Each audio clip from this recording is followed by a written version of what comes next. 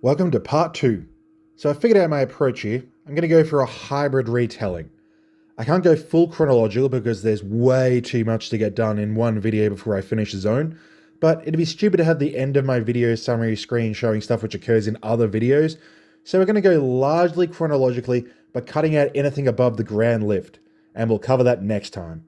Sure, I'll randomly get some fancy pants new weapons a third of the way through with no explanation of where it came from, but I don't think anyone is litigating my background footage that closely. At least I hope not, because they don't exactly cover myself in glory. At any rate, we've got Liurnia, Caelid, and the Underground to get through, so there's no time to waste. The second zone of the game is pretty iffy as to where to put some boundaries, since this one has a few sub-areas which are clearly distinct, but are small and lack rateable content, like the Elden Ring Village, Academy Town, and Belfries. I'm going to separate the Bellum Highway since it has a few mini dungeons and bosses in it, like Stormhill, but I'm going to count everything else as part of here. With those smaller areas included, there's quite a lot to do in this map chunk. Possibly too much actually for how little major content there actually is. It's got a similar lake and a bowl design as Limgrave, but with much more lake and much less bowl. And since the cliffs tend to hide all of those rateable content parts in Elden Ring, that means we have a lot of open space with a lower density of rateable content.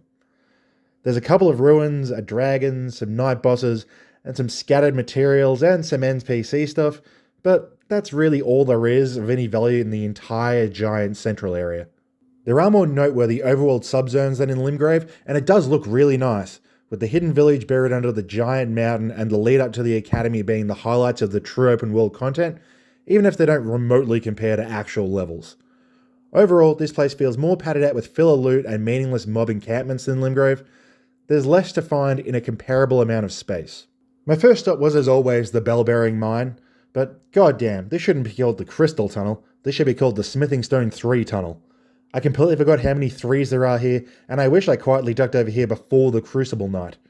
As for the level itself, I like that it actually has a shortcut. Admittedly, it's only for the first third of the stage, and I don't really like the mine as much though. Usually these crystalline jerks come in mobs, so anytime you get a go at one of them solo, it's nice. Basically their gimmick is that they have massive damage resistance until you stance break them, at which point they lose all poise and you can just smash the absolute crap out of them. That switch to smash mode is fun, but they're pretty lame other than that moment. The Cliff Bottom Catacombs is a fairly fun one. There's traps to use on enemies, the big troll dudes are fun to fight, the drop down to the lower segment is a nice act with feeling like you're breaking out of bounds even though it's totally required. Other than that bit down the bottom, it does just look exactly the same as all the others, but I don't mind this one. Yep, it's another cat statue. This one is magic, but that doesn't really change anything. I absolutely bodied this one. I'm used to them. I don't really have much else to say. It's a repeat. Stillwater Cave is another poison cave. This one uses its inherent lameness as a threat. Basically, it's a straight pathway to the boss, but there's a raised route with treasure, and a lower route with all the poison, and it's full of Miranda flowers and basically nothing else. So there is some fun in trying to jump around the top, trying to gather everything while not falling in.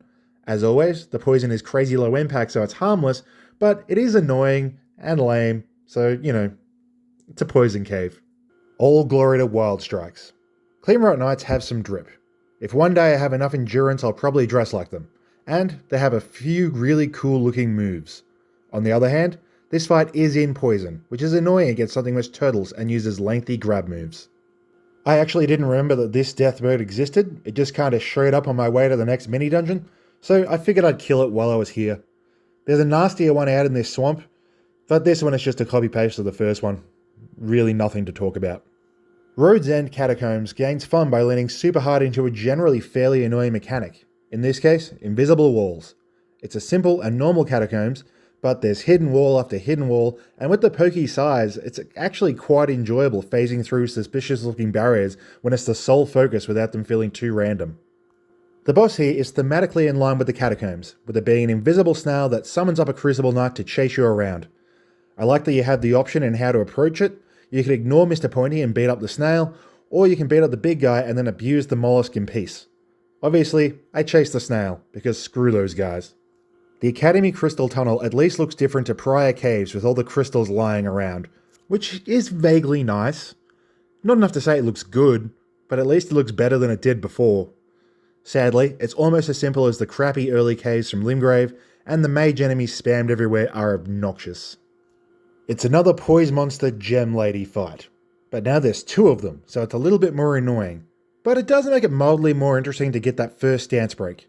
It results in a weird tempo where it's at its hardest in the first 15 seconds and then becomes a cakewalk. I have no idea if that's a good thing or a bad thing. The Ruin-strewn Precipice is one of the first little mini dungeons which surprises by turning out to basically be a real level. It's more or less a straight path with a couple of short loot diversions, but it moves between several distinct areas with changing enemy variety to go along with it. There's even some vistas, in an Elden Ring cave! I'm glad I did this pretty early, not only for the great upgrade materials, but also because I hadn't encountered the singing bats in the wild yet, so they felt like a fresh, unique mood setter for this place specifically. Guys, is the anchor secretly OP as hell? I usually do this area after Lucaria, and I've never had this fight be this easy. Like holy crap, the stagger, the speed, the pierce on every attack, so if they move while you're wild swinging, they get destroyed. I just picked this because it looks stupid, but holy crap. As for Makar himself, he's cool as hell, particularly if it's the first worm that you've found, since they do show up a lot. It's a cool salamander dragon thing with a giant butcher knife. A slow, simple moveset, but good damage to add pressure. The magma run is a little annoying, but I like him a bunch. I did miss one cave here, which we'll get to in a minute, but really other than that we're down to the field bosses for Liurnia now.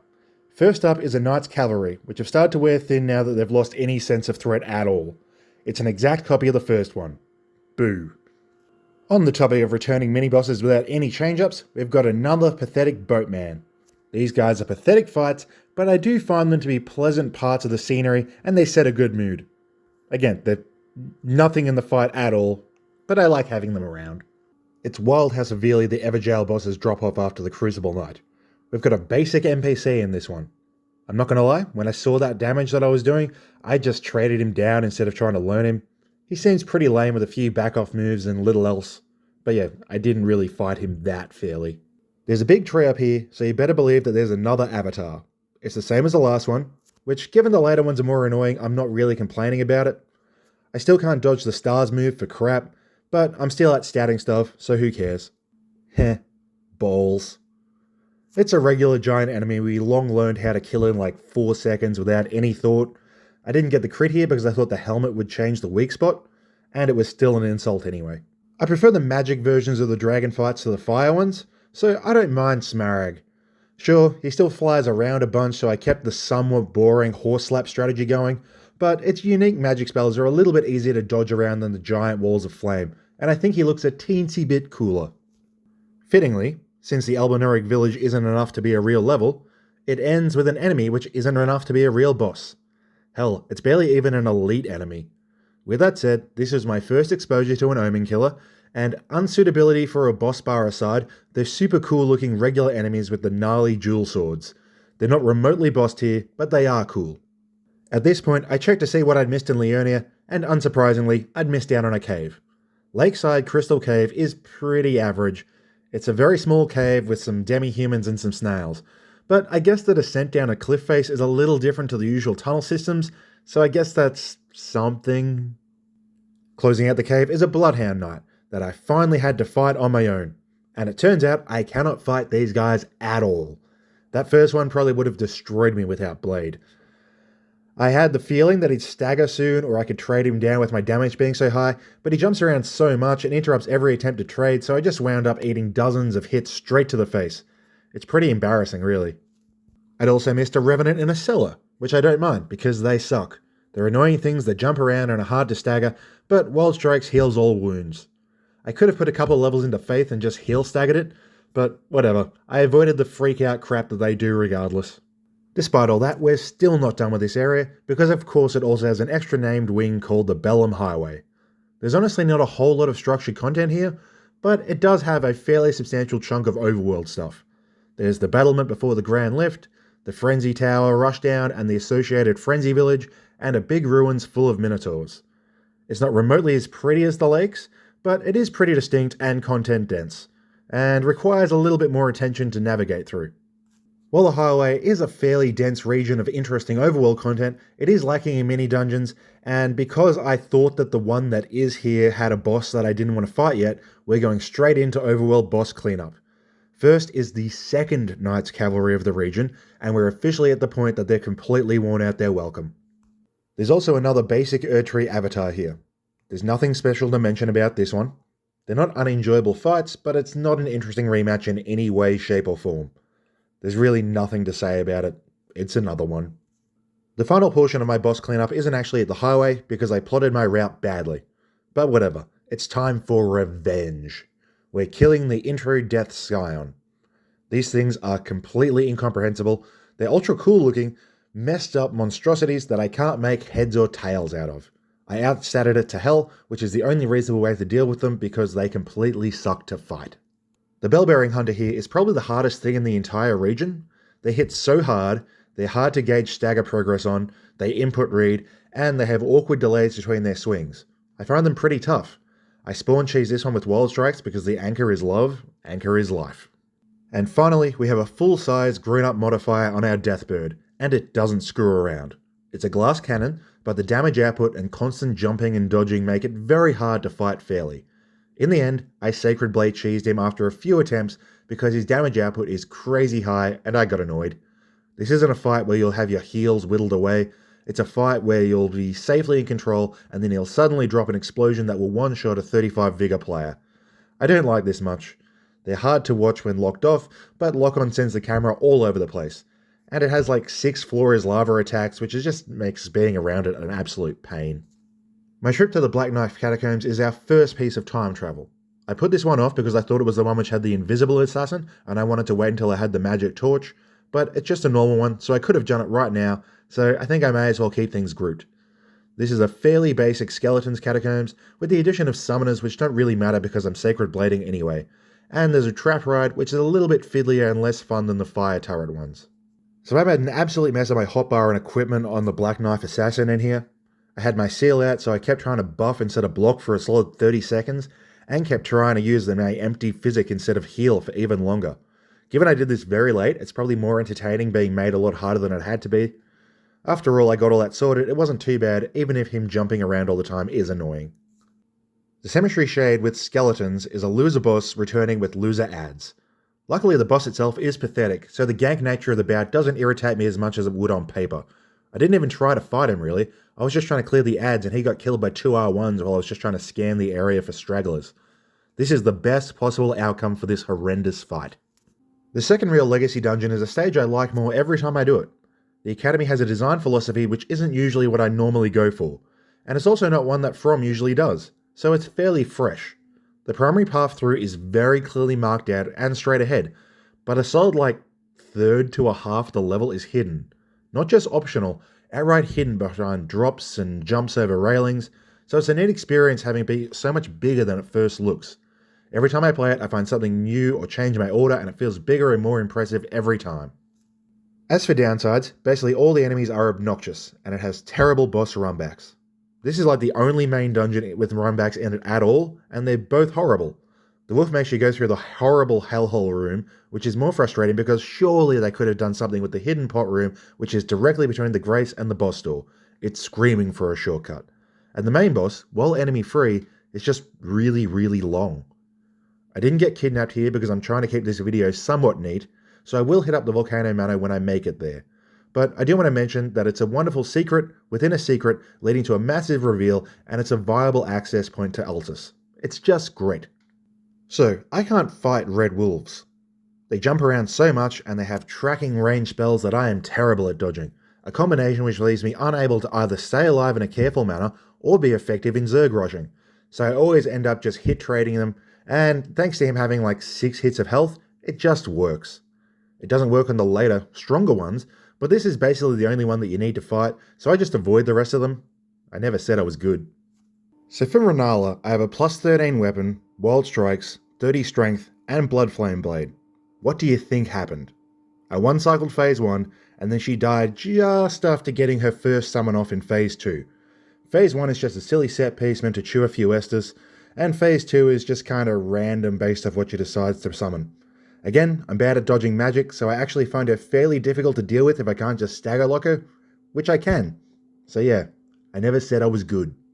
While I am going to do some time traveling in the edit, I will keep things in order of the playthrough when I think the decision order matters. So we're leaving Caria Manor until Radahn is dead, but because Caelid still scares me, I'm going to go into the underground first with Siofra River. This was a great choice because it's absolutely wonderful. I've been here so many times and it's still gorgeous. Those visuals and the weird yet perfectly fitting enemies do a lot of atmospheric heavy lifting, but it's also something of an intermediary zone between an open world and a full-blown dungeon, and I think it really works. It's organised and has a sense of direction to it, but it's still very loose and it's free to jump around and it just feels great. The firelighting gimmick makes you explore really thoroughly, but thanks to it not being too big, it's not overwhelming or too fiddly. The ghostly enemies aren't too hard, but reward careful progression with not getting arrows in the face. The Ancestor Spirit is pretty much a pure vibes fight. It's not a hard bout, but honestly, the moveset is incredibly annoying with the floor is lava stuff and all the jumping and running away it does. But look at it. It's majestic. How can you care about being horrendously screwed around when there's so much beauty in the world? It's not a remotely enjoyable fight mechanically, but it's pleasant overall. The second boss here was a pretty sad effort from me. It took me an embarrassingly long time to realise that sitting in front of the Dragonkin soldier and hoping that his attacks miss was a bad strategy. Once I started dodging behind him, it was easy, but yeah, this is some shameful footage. Look away. Outside of that, there's one of these a little bit later on which is way cooler, and there's one even later on than that which is way worse. Sadly, there's no link from Siofra to the rest of the underground, so I'm going to have to start Caelid. Caelid is a hellish, awesome, and terrible place. It's absolutely stunning in a vile kind of way. It's one of the most oppressive looking places that you'll ever see. Getting warped here from Limgrave and stumbling into this absolute nightmare at the start of the game is one of the boldest gambits I've ever seen a game pull. While most of the stuff here is actually quite manageable, the dogs and birds are very nasty enemies which incentivize just running away from everything. I'm not going to count the swamp as a separate area despite the name pop-up, since there's literally nothing there but a boss fight. But the Dragon Barrow will be covered later, as it is distinctly more difficult and has a couple of things in it. So far as structure goes, I've tried to do all the mini dungeons, then all the field bosses, and then all the bigger dungeons, but this time around I more or less rushed Redmane Castle and killed a couple of overworld bosses that got in my way before cleaning up all the leftovers. As the regions get less dense with mini content, I'm feeling less of a need to keep it well sorted. First up is a rotted twist on our copy-paste Erdtree avatars. It's exactly the same as all the others, except it looks grimier, and his butt stomp has an absurdly giant rot field around it which forces you to make a stupid amount of space, which gives him room to spam that magic dart spell. It's an annoying change-up, but it's manageable by running around the tree. The catacombs that thing we're guarding are alright with a couple of quirks. First are the rot areas, which are so short that they really only function as a roll restriction, which isn't too bad of a gimmick compared to things where you're just going to get rotted. Second is the under-elevator bit, which I always appreciate. There is a slight visual update for the region, but it's not enough to make it feel fresh. The boss here is terrible. The difficulty isn't too high, so it is manageable, but it is incredibly not fun. It's two watchdogs at once. They don't remotely synergize.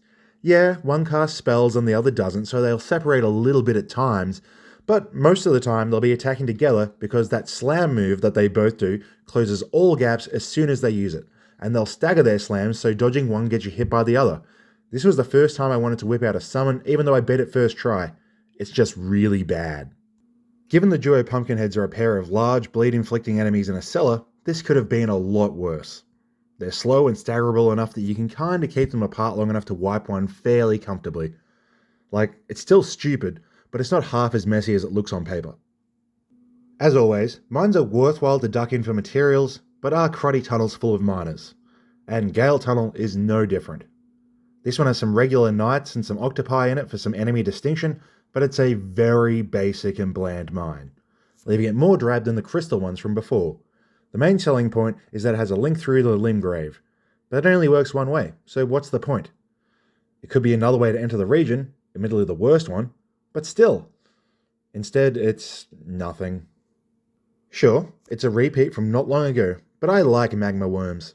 This one is in a pretty small room, which does make it a little bit more irritating to deal with all the lava spews and running about, with not a whole lot of room to dodge the big hits. I made a bit of a mess of it trying to madly proc a bleed before Bloodflame Blade ran out, which was not an effective strategy, but I don't mind repeat fighting these guys even in unpleasant arenas. As I said earlier, I was beelining to Redmane Castle, and here we are. Clearing anything further up triggers the Radahn Festival, so doing this now gets me a few extra upgrades for that. I really like this one. It's a pretty average looking castle, but the red tent chips in. And while it's not overly large, there are a lot of routes through it through various drops, and the enemy variety is fantastic. I like that there's no grace at the start, which makes it quite intense pushing further in as your heals start to dwindle, while never really getting too hard aside from the dual lines, which can be cheesed or avoided in a million different ways. I like it here.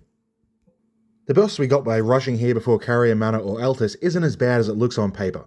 They have staggered arrivals, so the Misbegotten is more like a mad DPS charge to make sure the knight is a one-on-one.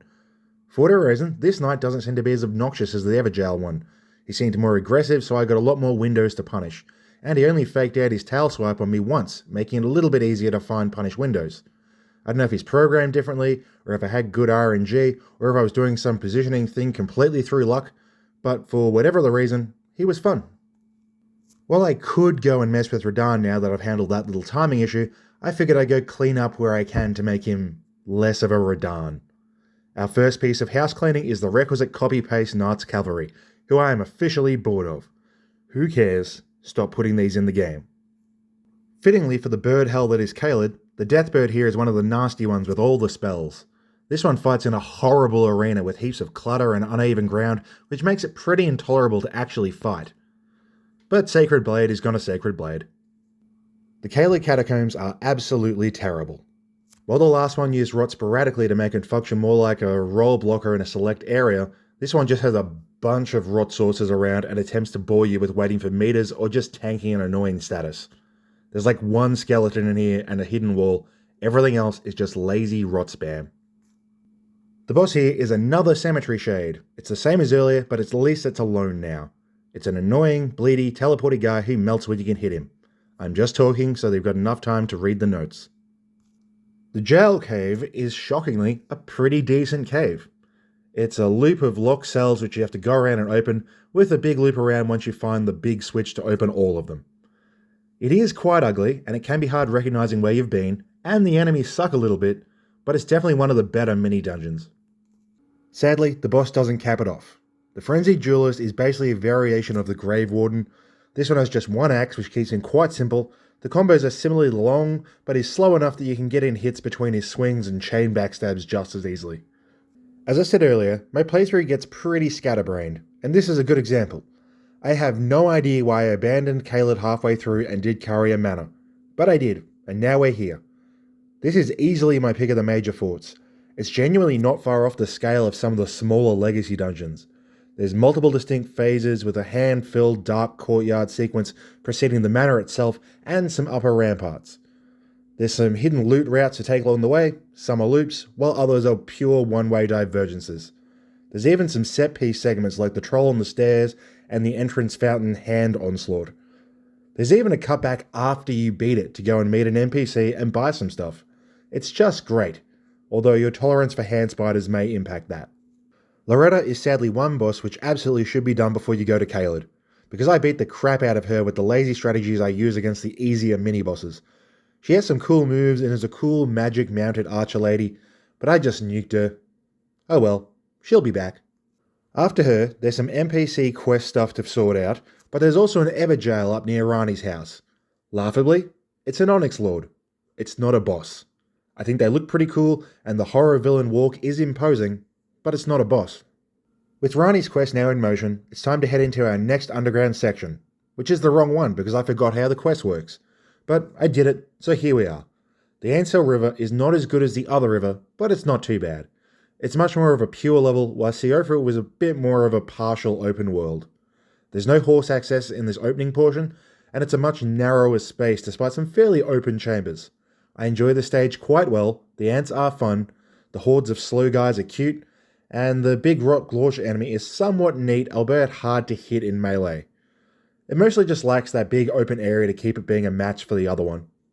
While the Siofra is the much better river, the Ainsel River has the much better Dragonkin soldier. At first, it's just the same as the prior one, but in phase 2 it sprouts wings and starts flying around, shitting lightning and ice everywhere, and it's pretty sick. It can be a little bit annoying to chase down from time to time, but generally it's just a really cool step up. I swear my playthrough didn't feel this random in approach while I was doing it, but god, I'm disgusted just editing this. Apparently I went back to Caelid again to do more minor stuff I didn't do on my first or second cleanup trips for reasons I do not understand. It made sense at the time, I swear. So anyway, I'm off to a crappy abandoned rock cave. This one is tiny, uninteresting, and lame. It makes you walk slow, so you're getting rotted without quickstep, or if you go to pick up all the garbage loot. Otherwise, there's a room with a flower. It's woeful. I still think that clean rock knights are cool, but I really don't need to fight 2 of them at once, thanks. They have ranged and grab attacks along with rod infliction, so they're pretty annoying, but they go down easily enough. This one drops the golden scarab, so it's honestly kind of worth doing early on to make the giant dragon room bomb more efficient. So it can be a little bit more intense when you only have like 15 vigor. Commander O'Neill is probably the hardest thing I've fought so far. He's not particularly difficult moveset wise, but he has enough health that he can whittle you down, particularly if you get rotted, and his early phase of spamming summons is also likely to pinch a few flasks. That summon phase is the big issue here. It's just a lame way of having a bunch of ghostly archers and harassing losers spread around the arena just cheaply chipping at you. It's annoying on its own, and it gets in the way of enjoying an actual proper boss fight. Otherwise, his big thing is that he's our introduction to bosses which have AoEs on everything, so it's pretty hard to stay up on him too much. I ended up just YOLO striking half his health because I was down to 1 heal once the fight was properly on, and I was already rotted, and somehow that worked, but it was dicier than the other bosses I've done it on. The time of needing to actually fight things properly is getting closer. Celia is an interesting little zone. It's the only map region where you can use your horse that I'm saying fits the major 4 criteria. It's a, well, town, obviously, with some towers to light up to open up a gate. And the enemies are invisible until you get close. Thanks to the horse, you can just kind of bolt around, and the process of reaching the fires is pretty simple, but I don't mind it. The boss is a duo of 2 fancy-looking but pathetic regular enemies at once.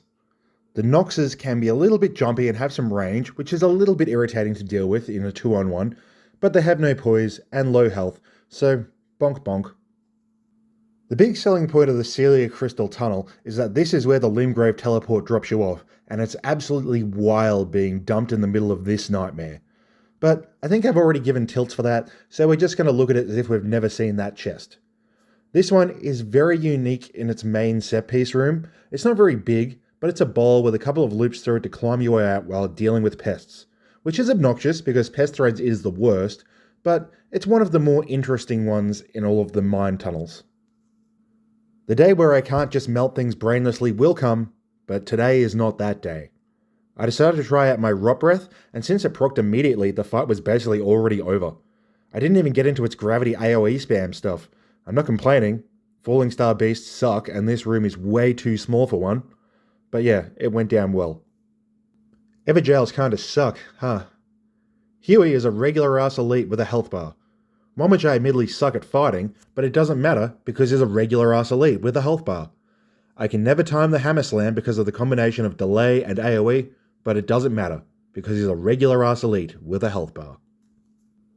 The whole time I've been in Caelid, I've been routinely checking in to try my luck with decaying Exikes, and it took all the way until now to finally put the Grot in the ground. I really suck at fighting dragons in melee, even at the best of times, so rot dragons with one-shot total area coverage rot AoEs are even worse. I ended up chipping him down like 800 damage at a time, which took like 20 minutes, but hey, it worked. Oddly enough, he's the only one of these dragons in the whole game, a rare unique variant. I did try my hand at a couple of Dragon Barrier things, but the avatar here could two-shot me and its rot ticks were doing a solid 20% all on their own, so I'll come finish this place after Altus. There's one more cave in it, but it relates to an NPC quest, so I'll go there later also. Sorry, this run is a mess. With all the remaining local stuff held back, all that's left is Radahn. While I'm not using Ashes, this is a big epic warfight and the summons are in the arena, so for the vibes, I brought along anyone who happened to come across for the sake of the aura. But I regretted it immediately because we cleaned house extremely easily first try. The ads do die in like 20 seconds, so I don't know how much of the heavy lifting they actually did, but they did let me get rot off really easily, so it definitely didn't hurt. Have they nerfed this guy again? Like, he died so very, very quickly here. I know I'm pretty overpowered because the anchor is secretly the best weapon in the game, but like, I chunked him so much. Honestly, he needs a buff again. The whole idea is that it's an epic war scene with his army of soldiers, but it takes less time to kill than our Commander O'Neill. I kind of ruined him, to be honest. With Radahn down and the plateau accessible, theoretically I could now finish the entire underground if not for the skill issues. Nokron is a weird place with several subzones to it, but there are no banner pop-ups around it, so the intro city, later Mimic City, and Ancestral Woods are all part of this one area. We've already broken the surprise of the underworld, so a fair bit of the flair is gone, particularly with the plainly inferior wood segment. Although at least the city portions are in a new style, even if the blob mimics aren't super interesting. This place is just kind of there. There are 3 bosses in here, but I'm only going to be doing 2 at the moment. The first one is the legendary Mimic tier. It's a stupid barely fight that everyone looks forward to anyway. I didn't do any equip cheese here because I wanted to see just how obnoxious my wild striking with the anchor against everything has been all game. I won the strike off. Nice try, buddy. A knockoff area deserves a knockoff boss. The Ancestor Spirit, it really is just a boss that should only show up once, because the ethereal beauty and awe is really the only thing it has going for it. So second time around, that's lessened, and now it's just an annoying deer that runs away all the time and does a whole bunch of area denial spells. Now with healing! My intended strategy was to get a Stragger and then apply Rot while he's down, since the resistance is quite high, but it ran away so much that I couldn't stagger it, so I just fell back on Old Faithful once I ran out of healing. It's a terribly annoying chase fight when you're not embracing the Majesty. I'm not going to lie, I am terrified of the Valiant Gargoyles. They've killed multiple summon restriction runs for me, so I'm backing out and trying to get through the rest of Rani's quest instead. Her quest goes through a couple of areas that are hard to define. I think the Ainsel River portion is just another wing of the stage that we've already covered, so I won't separate it. Noxtella, however, is a new spot. It's not too bad of a space. The lightning adds a lot to the blob since it's fun chaining their death explosions. I like how it has multiple routes through it with the high and low path, and while Nokron did steal some of the thunder with the new styling, the mood to it is a little bit darker and it works well. Sadly, I didn't get stuck on Blade, so I have to go through the Lake of Rot. This is basically just a single room, but oh my god, what a room it is. I mean, look at it. It's kind enough to not make you slow walk, but it's still a slow, painful slog of dashing from safe spot to safe spot, curing rot or waiting for the status bar to fade back down if you don't make it in time. I'm including the Grand Cloister in here since it's just a room full of pests, which is kinda lame. However, I do like the surprise of the tree monster spawning in a tiny corridor. So this here is our first really big time travel point. I didn't beat this guy the first time I made it here. It was definitely beatable. I got him down to 1 or 2 hits on my second try, but after 30 more goes, I was insanely tilted. So at this point, I went off and cleared all of Eltis aside from the capital, so we're a fair bit tougher now.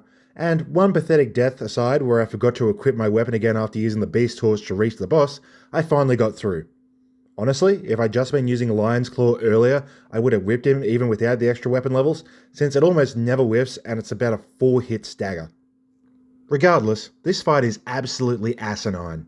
It's a giant, massive knockback causing enemy on a tiny platform he pretty much entirely fills when he's on it, but he's near impossible to hit when he isn't.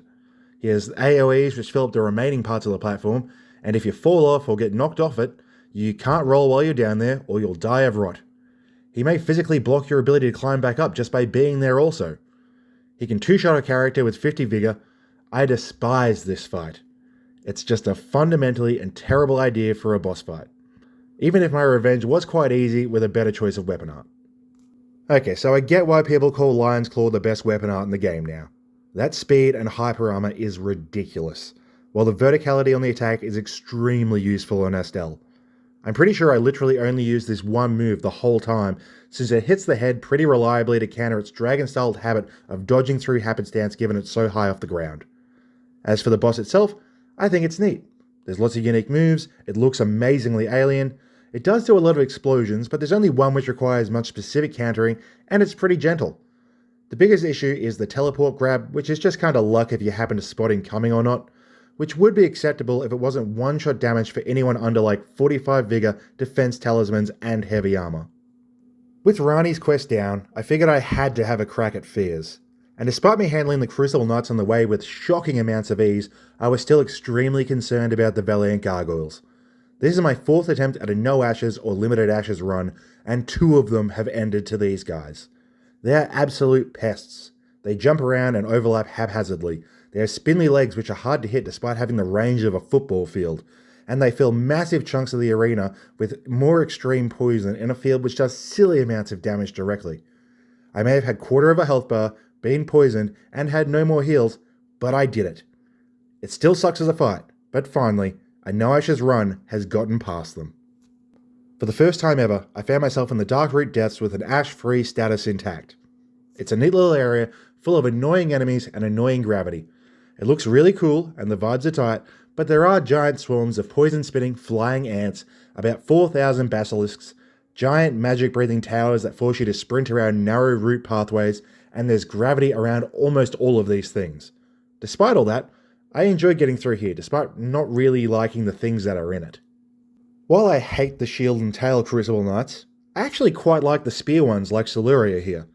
You can hit them, they actually pause after combos, they don't string like 9 hits together, and their special moves gives you plenty of room to breathe and punish. They're infinitely easier, and this is laughable after the gargoyles. But I like them. The weapon drop is one of my favourites also. Speaking of laughable after the gargoyles, Fear's champions are 5 NPCs in a row, and not even particularly nasty ones. I mean, there's 5 of them all up, and 3 of them are at once, so it's not an absolute gimme, but it is a little bit of a nothing bout. I was a bit taken aback by how much damage the double axe guy could do, but otherwise it wasn't too hard to blitz through. Lich Dragon Fortis Axe is the mildly meaner version of the one back in Altus we haven't spoken about due to time travel. It has a similar squishiness, but adds in more lightning magic, some deathblight blobs, some sick as hell lightning sword moves, all of which is good stuff. On the other hand, it also jumps and flies around a million times more, which is bad. I whiffed a lot in this fight, partially due to it moving more, partially due to the lock-on points being awfully placed, and partially me just being really bad at it. Once I gave up on the head smack strategy I used on its cousin, and just R2'd the legs, it wasn't too bad, but it really is just being able to target the parts that are actually in range away from being really great. At this point, I cleaned up our last major quest line with Selens, which took me into the Celia Hideaway back in Caelid, a place no one is ever finding without a guide. This place is annoying. The enemies aren't particularly noteworthy, mostly just ranged pesterers with one revenant, but the layout is all these samey looking crossing crystal paths, and it's just a pain to explore. Okay, so 3 Crystallians with bonus rot is enough to elevate them to painful status without having a distraction. I could break them very quickly with Lion's Claw, but it's annoying just getting the freedoms to smash them out with so much crap flying at you. This one is devoid of fun. Here is the second big time skip of our adventure. I've beaten all of Altus at this point, and even done a couple of mountaintops things. The Dragon Barrow is a bit of a trash fire, so I like to hit it fairly late or just do smash and grabs. This is a harder, more valuable, but lower engagement chunk of Caelid. There's quite a few really integral things here, but the spaces between them are awful and involve just running past everything. Garank is handy and cool. There's the ball farm for buying up shops early on. There's the saw seal and key to use the elevator to get up to Altus without having to fight a magma worm. The big dragon is a speed build crafting staple for its massive stack of early souls. And the jar gauntlet sucks, but the equip load charm is wonderful. Almost all of this stuff involves just running past everything. It really is just a difficult, unpleasant place where you don't engage with anything here. I was always planning on using the Blasphemous Blade this run because everyone talks it up so much and I've never actually used it. It just arrives at an awkward time. It's something you're likely to find after you've already settled on something that you really like, and it's just not quite cool or fun enough to break through. In my 3 prior runs I've had get this far in, I've had dual-wielded Bubble Club and Great Stars, Siluria's Tree with its awesome wind projectiles, and some kind of hyper-bleed monstrosity. A cool-looking but standard split-damage greatsword with a laser beam just isn't cool or fun enough to really get past those. From this little mini-boss run, I can definitely see that the power and ease of use is there, but I don't know, man. My anchor is cooler. No, I didn't talk about the boss. I was finally able to get through another putrid Erdtree avatar.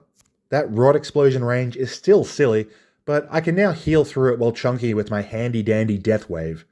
The main thing of note about this one is here that he drops the defense boost flask charge, which is pretty damn useful. Otherwise, it's just another copy paste with more stats. Who cares? Generally, I just wouldn't bother messing with the Blackblade Kindred out the front of Gerank's house, but we've got to be thorough. I still hate these gargoyles, but I guess I was starting to get the hang of it and/or was overpowered enough to stumble through a bit. Pretty much all of his timings and surprise combo extendeds need to be learned, but now that I've killed so many of them, I actually do have a few of them learned, so it wasn't that bad. In hindsight, I really didn't need to hold the Dragon Barrier cave off. It's kind of a gimmicky, stealth-based cave with a rune bear wandering about and some bushes for you to fail the game's broken stealth mechanics in. There's only a talisman for being sneaky, and outside of that, this is as small and cruddy as they come, albeit with some nice plants. It's probably a bad sign for your boss when you can walk up to it and the game doesn't even announce that it's a boss until you've already started swinging. It's 2 regular enemies, admittedly from a later area, but it's absolutely not a boss.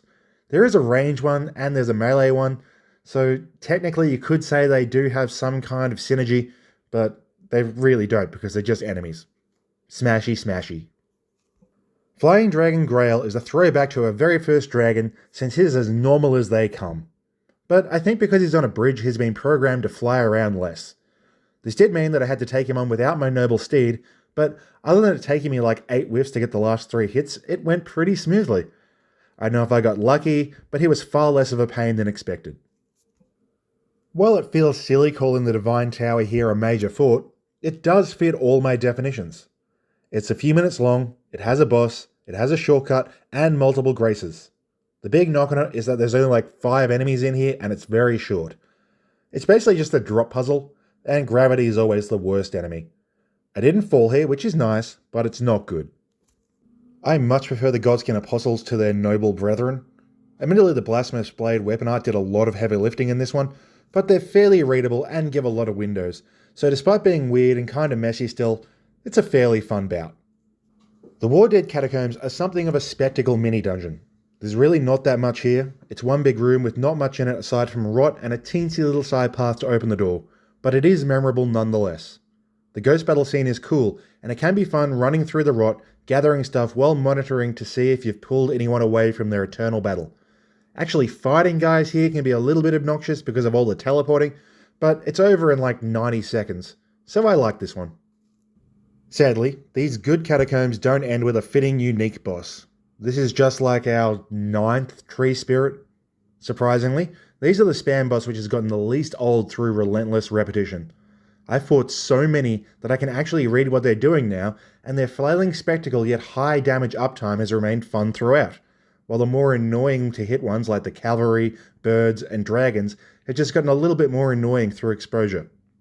This is actually our biggest teleport in the entire video. I completely missed this guy and ran through him while I was looking up to see if I missed anything right before the final boss rush.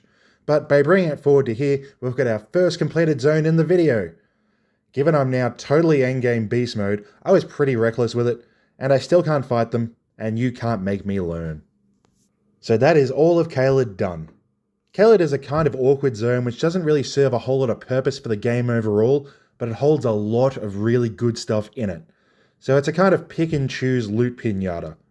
Doing absolutely everything made it very clear just how much of this place is a cool vibe that you just run past, since engaging with the overworld itself is a needless pain. It's sorely lacking a legacy dungeon, and its northern reaches being so sparse with even mini dungeons means for all its size and intimidation, it is kind of pokey in terms of places to go. 2 of the major forts here are among the best in the whole game, so it's got a solid backbone, but it did need a proper dungeon to really bring it home. Boss-wise, it does put up a Limgrave adjacent count, but it does it through rampant copy-paste. Admittedly, a couple of the variants are unique, such as the Rot Dragon and O'Neill being a distinct experience from his later cousin, but of the 25 bosses in here, there's one which doesn't show up in one way or another anywhere else. And technically, it could be argued that Radahn does in fact have a repeat, but that fight is so completely different that I wouldn't do that. The thing which hurts it here is that it's quite far in, so all of these repeats are almost never the first time seeing these bosses. So basically everything gets a, already did that penalty. While we're in high spirits after finishing a zone, let's clear out another one. Straight after the War Dead Catacombs, I tried my hand at the Moonlight Altar, which is almost entirely pointless. Like yeah, Rani's quest end here, and that's cool, but there's so much unused space. I kind of feel silly for putting it off all this time because there really is only like 3 minutes of content in the entire area if I just tried to get good. There's a dragon, there's an Everjail, and there's a turtle hunt, and that's entirely it for major content. It's almost as big as the Weeping Peninsula. There's a couple of non-boss mini-bosses here too, but there's really no reason to engage them at all. There's a lot of space for not much content. For the second time in a row, I took down a dragon in melee due to arena issues. Glintstone Dragon the Jeweler is another magic dragon, which generally means I find the special moves a little bit easier, but it does fly around a bunch and can land in ruins or over cliffs or whatever, which is just some really sloppy jank. It wasn't a horrible time, but it gets the repeat penalties due to overexposure. After I spent the whole series so far mocking how pathetic Everjail fights have been post the Crucible Knight, Alecto is here to try and make me eat my words with her massive health pool and big AoE of swords that can one-shot you. It probably would have worked if I tried to keep using the regain sword, but sadly for her, I switched back to the anchor for the stagger and pancake potential, and that worked extremely well. And back to back, that's 2 zones down. Liurnia was a bit of a give and take experience for me. I appreciated the vibes and uniqueness of it more than ever, but it also dawned on me how absolutely empty and worthless most of this map portion is. A solid 9% of the zone has nothing beyond loose materials and crafting junk in it. The high points are there. It has a few decent sub-regions which are rankable to spice up the overworld. The major fort is easily the best one, and some of the minors are surprisingly worthwhile. But yeah, so much of it is just a giant waste of space and time. Despite this massive lack of actual places to go, it pulls out a very similar boss count to Limgrave just by spamming overworld bosses. This place really does burn these ones out, with multiple instances of every standard spam boss showing up in the same zone. I suppose the other areas also do it in some way, but due to Bellum feeling way less separate to the main body of Liurnia than the snowfield does to the mountaintops or the peninsula to Limgrave, it really does feel like they just put in double the number of Knight Riders and avatars than usual. It does have the same all the bosses are repeated thing that Caelid had, but at least this is early enough that this is the first exposure to several of them, so it's not as played out. We're finally here at the home stretch. This is our final time travel. I did this after Farum Azula, but before the consecrated snowfields, and we're going into the Mogwyn Palace. Ironically, a place with next to no palace in it. It's thankfully not rock-based given all the red. Instead, it's a bloody swamp with a billion dudes, with some bloody cliffs, and a dark cave full of nasty blood priests. It's not very pleasant by any metric. There's not really much level design to any of it. We're basically looking at straight paths and fields with insane enemy density, but the visuals do pick up the slack really well. On the plus side, it has the earliest max weapon stone, then the bird and frogman farm is an absolute godsend for upgrading all your gear and buying spells.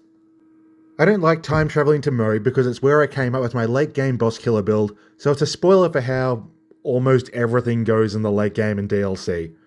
While I'm not using ashes, I'm not above using other cheap exploits to get past this late game stuff, and oh boy, does this simple little status bomb poke build certainly count as that. Using the logic that it's easier to proc everything twice than it is to proc bleed 4 times, I used a frost-infused rot rapier in phase 1, then switched over to a bleed thrusting sword for phase 2, which would basically let me smash out about 60% total status damage in about 30 pokes. This is the first time I tested the idea, and it will get more efficient than this as I learned to identify a better bleed sword and completely forego leaving the safety of shield. So he did still put up a tiny bit of a fight by being lethal enough that I had to learn what he'd be throwing at me a little bit. Although, admittedly in this context, a little bit is hold L1, dodge the one attack in 6 that goes around shields or chunk stamina too hard.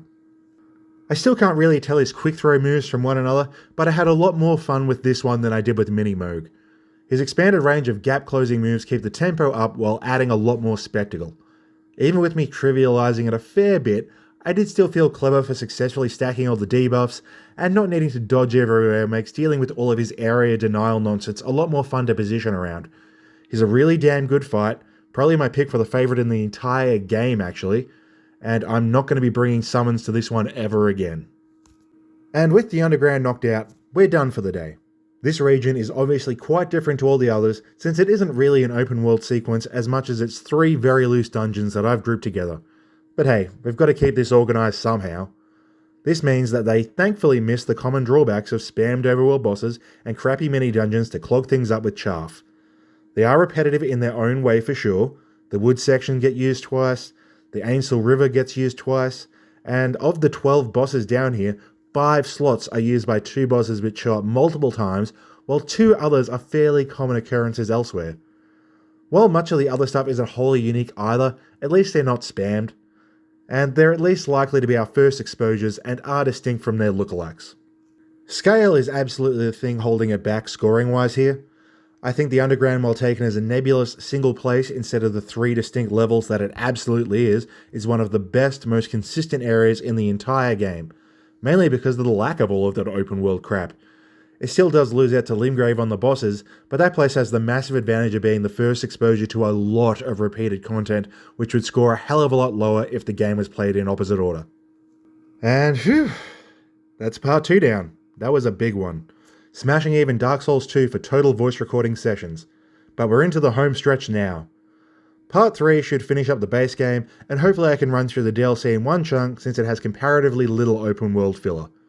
There is quite a lot in the last couple of zones, but they tend to be significant single entry points, so I should have fewer actual segments to cover, even if they do have more things to talk about. I don't see any real way to separate them, so I'm pretty certain they're going to have to be what's in the next part regardless of length. Anyway, see you all then. I've got some recording to do.